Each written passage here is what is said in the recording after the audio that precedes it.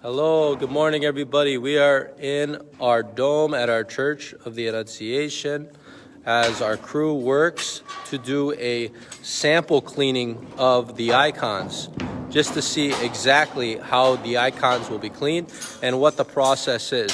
So if we can see from the scaffolding up here and all that is taking place, as you saw in the pictures this morning, basically with the scaffolding up, we have a few different goals that we are trying to meet.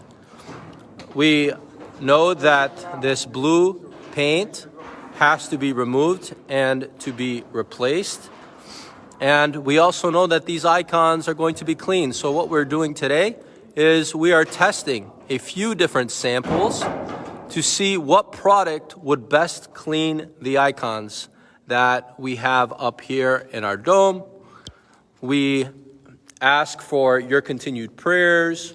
We ask that the Lord guide, guard, and protect the restoration project that we have in place at our Church of the Annunciation.